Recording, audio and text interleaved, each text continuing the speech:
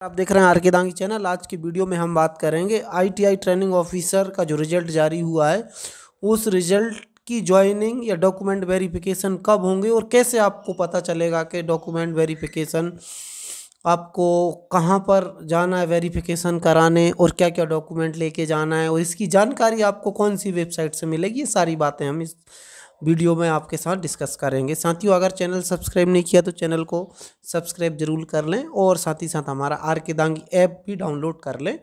Description में इसकी link दी हुई है। अब हम बात कर लेते हैं, आईटीआई ट्रेनिंग ऑफिसर का रिजल्ट जारी हो गया है।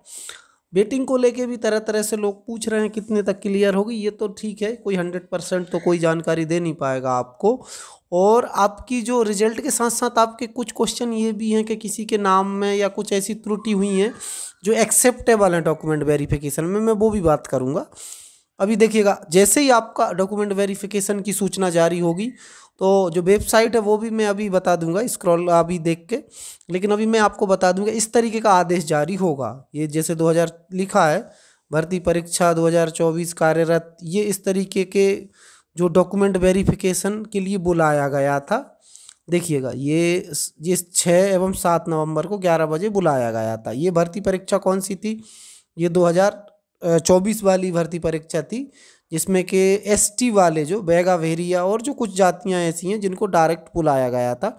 अब उनके लिए देखिएगा, ये चीज़ें वही की वही रहेंगी आपकी।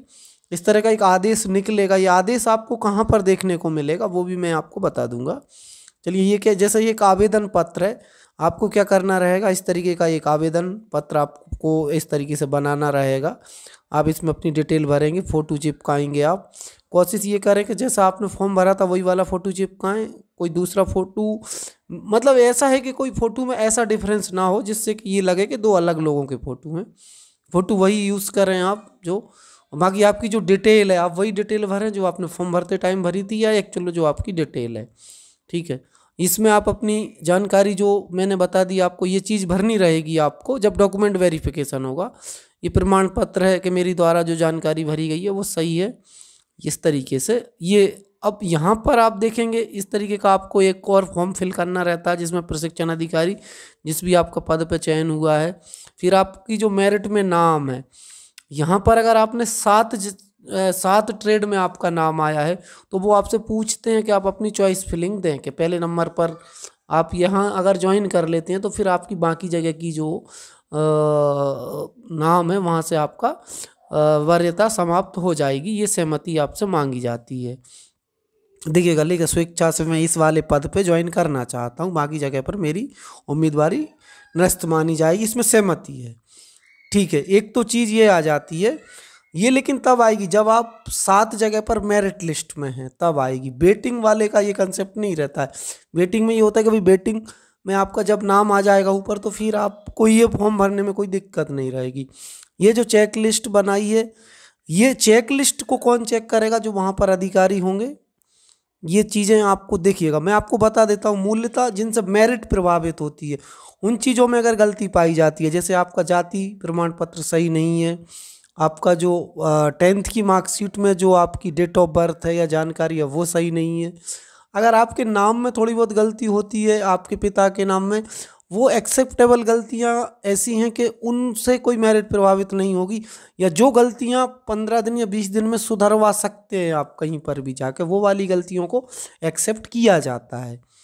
ठीक है, ये मैंने बता दिया है आपको। जैसे मेरिट प्रभावित होने वाली गलतियां ये हैं कि आपने फॉर्म भरते टाइम गलती से महिला भर दिया आपने पुरुष को, तो फिर वो मेरिट महिला के बेस पे बन गई आपकी। नाम भले ही कहीं हो, आपने अपनी कास्ट जो यूज़ करी है, आपका जो डिजिटल सर्टिफिकेट है वो आपने सही नहीं भरी डिटेल उसकी, तो आपका रिजेक्ट हो सकता है।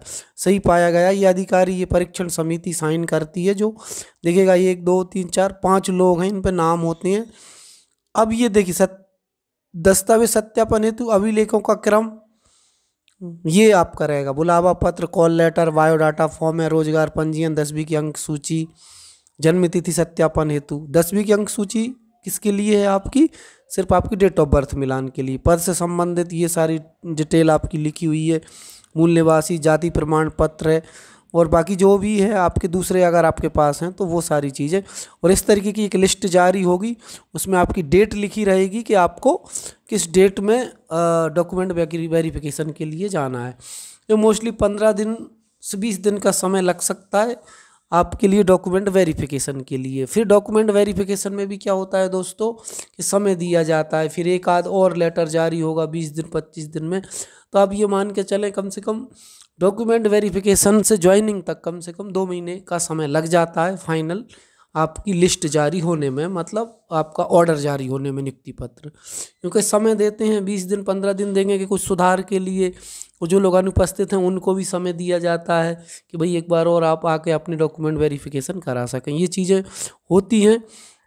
अब हम बता देते हैं ऑफिशियल वेबसाइट कौन सी है जिस पर आपको ये जो मैंने अभी बताया ये लेटर मिलेगा। तो ये आपकी ऑफिशियल वेबसाइट है mpskill.gov.in। इस वाली वेबसाइट पर ही लेटेस्ट नए न्यूज़ अपडेट, यहाँ पर देखिएगा लिखा हुआ है कंपाउंडर है या फिर आपकी साइट ग्रेड 3 है, ये इसी तरह का जो फ्लैश चलेगा या फिर ऑर्डर करके नीचे भी आपको मिल जाएगा। तो आप उसको डाउनलोड कर लें, वो वाला लेटर वहाँ से निकाल के फॉर्म फिल करके चले जाएं। आपको मेल वगैरह पर भी जानकारी आती है इसकी। तो ये भी चीज़ें आप समझ लें कि इस तरीके से आपको अपनी तैयारी करके रखना है। अब वेटिंग को लेके लोगों का ही कन्फ्यूजन, कभी कभी क्या होता है कि एक बंदा 5 जगह मेरिट में नाम पा लेता है, तो वो किसी एक जगह ज्वाइन करेगा, 4 जगह के नाम उसके ऑटोमेटिक हट जाएंगे। तो उसमें देखना ये रहेगा कि भाई दूसरा जो फर्स्ट वेटिंग है वो क्लियर होगा, और दूसरा फिर ऐसे ही चलते रहेगा। जैसे एक और बंदा है वो भी मेरिट में है। तो लगभग ये जो मैकेनिकल के जो ट्रेड है जैसे वेल्डर फिटर है, इनमें क्या एक ही बंदा का नाम आ जाता है। बाकी इलेक्ट्रीशियन है, कोपा है, इनमें वेटिंग क्लियर कम होती हैं, क्योंकि इनमें अभी दूसरी जगह पर तो होगा नहीं नाम। जैसे कोपा वाला है तो वो एक ही टाइप के हैं, वो दूसरे पदों पर तो नाम आएगा नहीं, तो वहाँ पर वेटिंग क्लियर होना थोड़ा सा दिक्कत की बात होती है। लेकिन अगर हम ये मान के चलते हैं 3 तक वेटिंग तो क्लियर हो जाती है। ये हमने देखा है पिछले जो 2022 में भी हुआ है, उससे पहले भी हुआ है। तो वो वेटिंग तक आप, आई होप उस पर आप अपनी आशा बना के रखें, और ठीक है वो जो भी होगा वो तो आगे होना ही है, अपनी दूसरे एग्ज़ाम की तैयारियों में भी लग जाएं।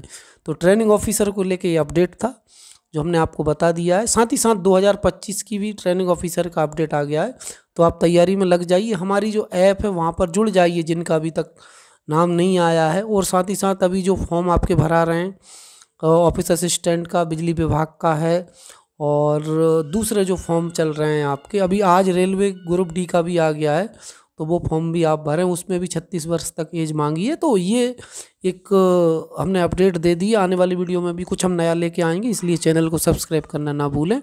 फिर मिलेंगे एक नई जानकारी के साथ। धन्यवाद।